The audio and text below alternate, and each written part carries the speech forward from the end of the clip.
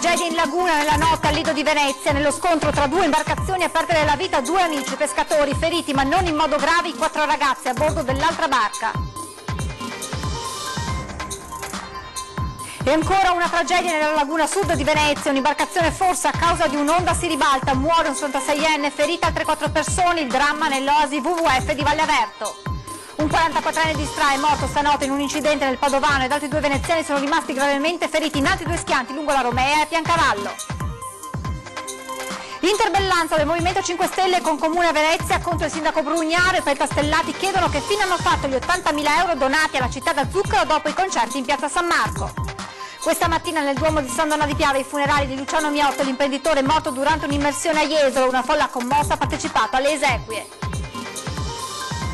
Prevenzione dei furti in abitazione e controlli anticriminalità dei carabinieri a Mestre e Marghera. Arrestato topo d'appartamento, denunciati altre 8 ladri, sorprese rubari in auto e negozi.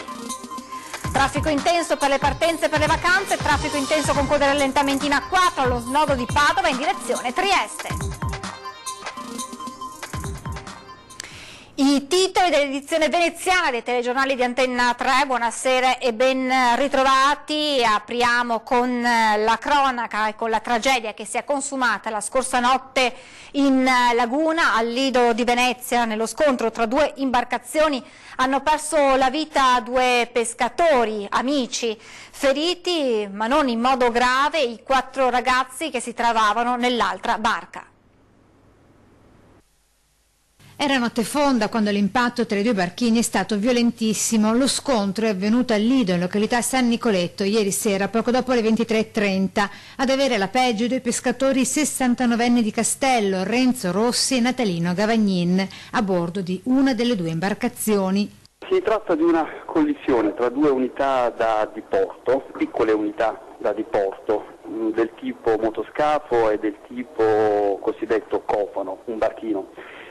Si tratta di unità da diporto propulse a motore. C'è stata questa collisione, questa terribile collisione, perché il bilancio è di 2 persone decedute. E nel dramma la tragedia, con il primo pescatore Renzo Rossi immediatamente soccorso ma deceduto durante il trasporto in ospedale, e l'amico Natalino Gavagnin disperso per ore in acqua e ritrovato privo di vita soltanto verso l'1:30. Il luogo è il canale di Lido, canale di grande comunicazione, Lido San Nicolò, il canale che collega l'Adriatico con l'interno della laguna, il bacino San Marco, e che permette anche alle grandi navi di arrivare in marittima. La seconda imbarcazione, un motoscafo in navigazione, con a bordo 4 ragazzi tra i 20 e i 25 anni feriti ma non in modo grave, non sarebbe riuscita a evitare quella dei 2 pescatori e l'avrebbe investita in pieno. Non si esclude a causa dell'alta velocità, ma è ancora tutto da verificare, così come è da capire cosa stessero facendo i 2 pescatori fermi in laguna.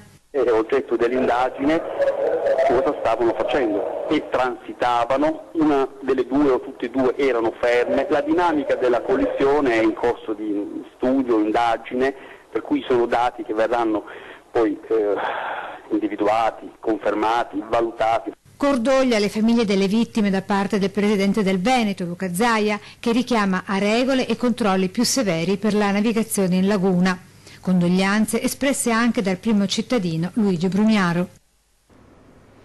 E purtroppo c'è da segnalare un altro incidente accaduto nel primo pomeriggio di oggi, sempre in laguna, costato la vita ad un 76enne di Campagna Lupia, annegato dopo che il barchino sul quale si trovava si è rovesciato.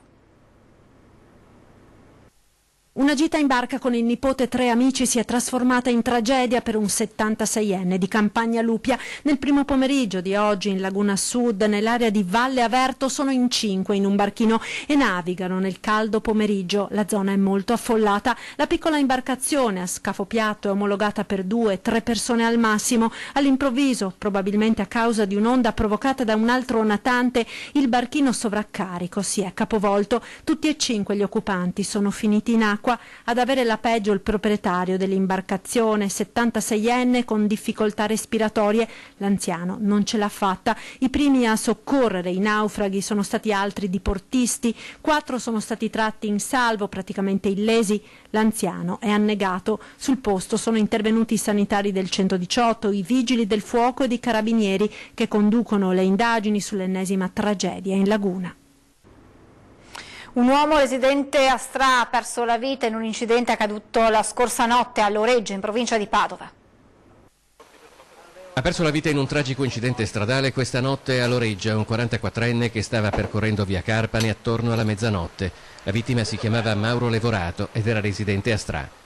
Per ragioni ancora al vaglio delle forze dell'ordine, l'uomo ha perso il controllo della propria automobile scontrandosi con un palo.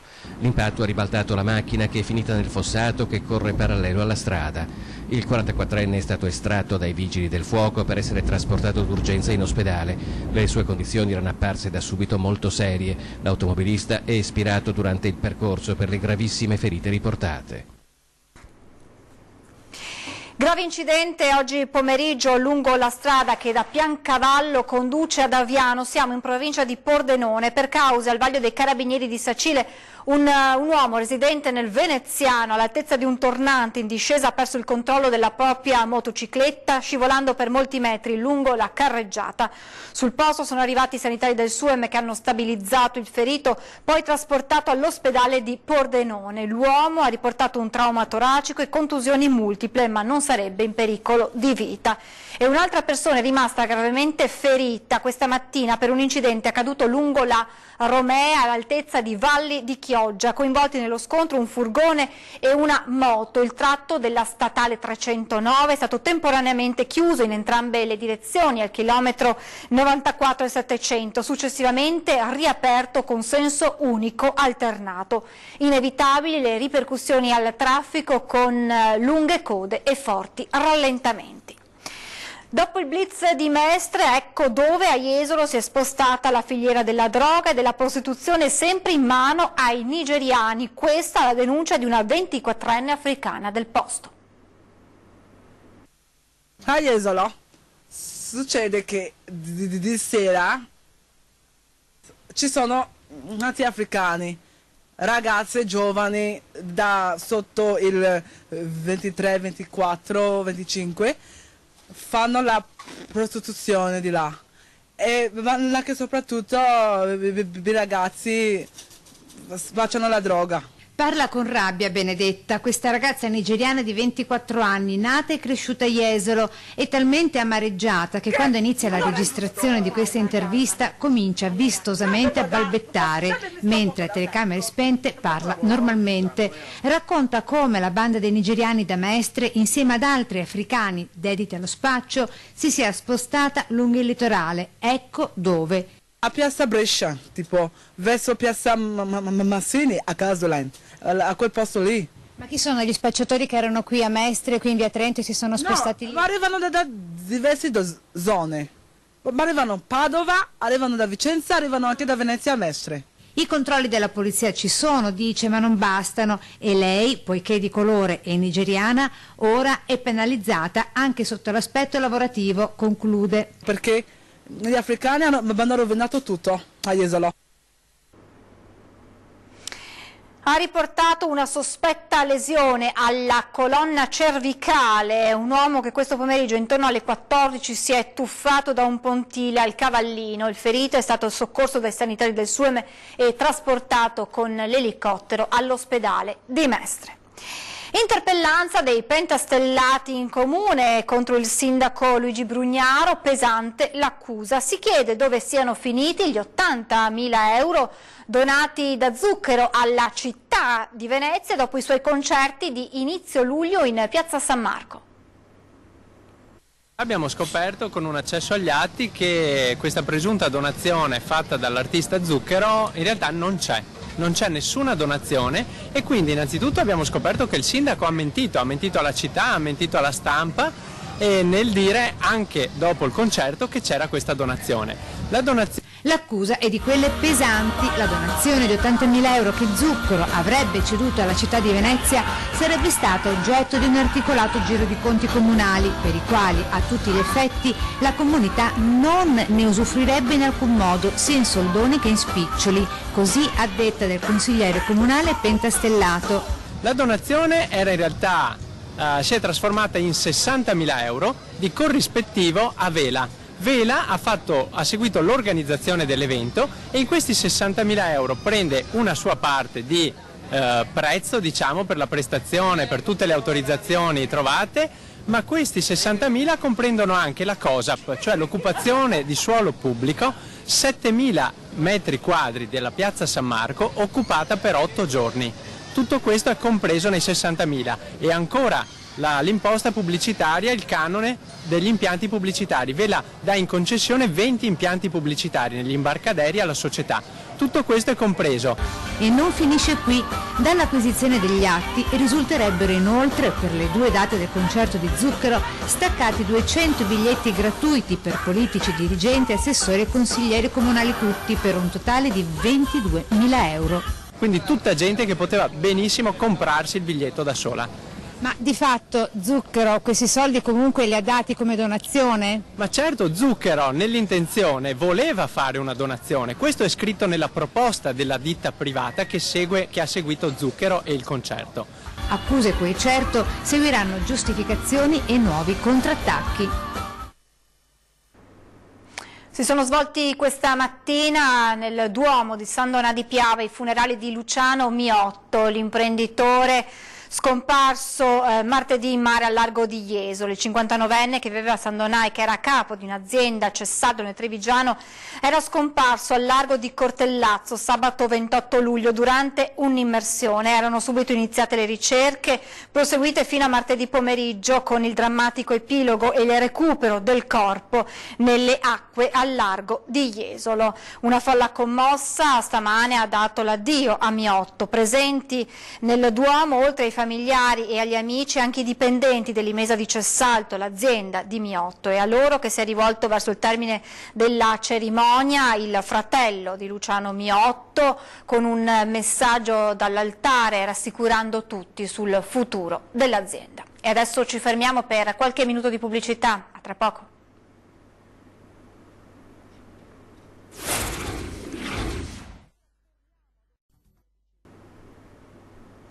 C'è ancora la cronaca ad aprire questa seconda parte del nostro telegiornale dedicato alla provincia di Venezia, prevenzione dei furti in abitazione, controlli anticriminalità dei carabinieri a Mestre e a Marghera. Arrestato un topo d'appartamento, denunciati altri 8 ladri sorpresi a rubare in auto e in negozi.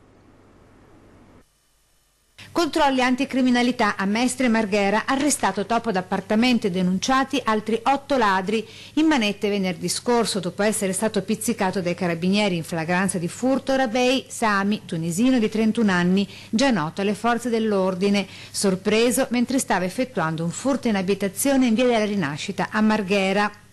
I militari lo hanno beccato nell'atto di uscire dal garage della casa appena depredata, inforcando una costosa bicicletta da donna e con uno zaino contenente almeno 5 attrezzi utili per lo scasso, con relativi accessori appena trafugati ed una cesoia utilizzata per forzare l'apertura del garage, che si uniscono alla bicicletta rubata con la quale l'uomo voleva allontanarsi. Denunciati sempre per furto un ghanese controllato al parco albanese di Mestre, dove aveva appena rubato un costoso notebook trafugato da un'autovettura in sosta, quindi un moldavo ladro di carburante, una coppia di ladri donne albanesi intente a rubare vestiti da OVS di Marcon, stessa sorte per una coppia di padovani, un ragazzo di Belluno, sorprese a rubare generi alimentari e superalcolici rispettivamente in un supermercato di Martellago e di Noale. Voltiamo pagina, SOS Bimbi lungo le spiagge, ecco i consigli dello specialista all'insegna della prevenzione. In queste torride giornate agostane i pronto soccorso delle località balneari vedono purtroppo sempre più spesso arrivare mamme e papà con bimbi al seguito.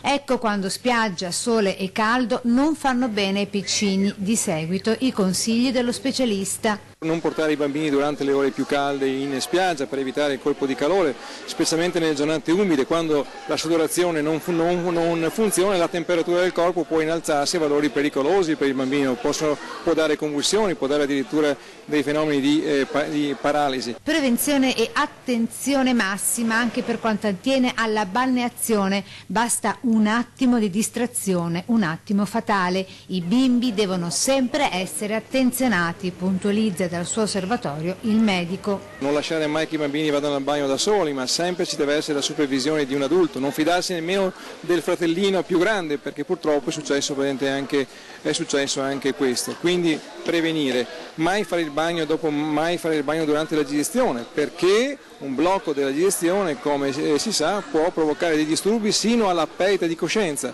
e se voi perdete conoscenza quando siete in mare, il risultato è l'annegamento.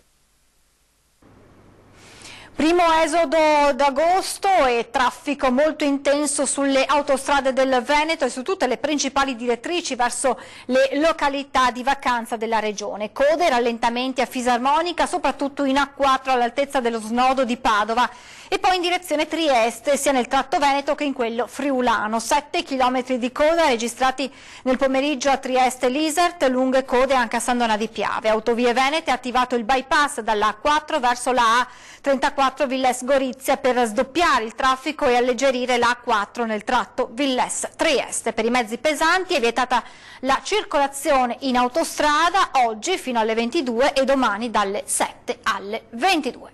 Con questa notizia si chiude l'edizione veneziana dei nostri telegiornali. Non mi resta che lasciarvi alle previsioni del tempo per le prossime ore e augurarvi un buon fine settimana. Grazie ancora per l'attenzione, buona serata.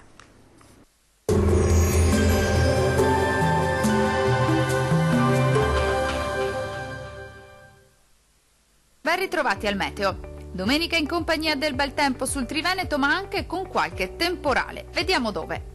Sul Veneto sarà ampiamente soleggiato ovunque al mattino, ma dal pomeriggio non si esclude qualche breve acquazzone di calore sui monti. Altrove invece si manterrà buono, con il cielo che si presenterà sereno o al massimo poco nuvoloso ovunque. Clima caldo con temperature minime tra 20 e 26 gradi, valori massimi compresi invece tra 31 e 36 gradi circa. Spostiamoci ora a vedere che tempo farà sul Friuli Venezia Giulia.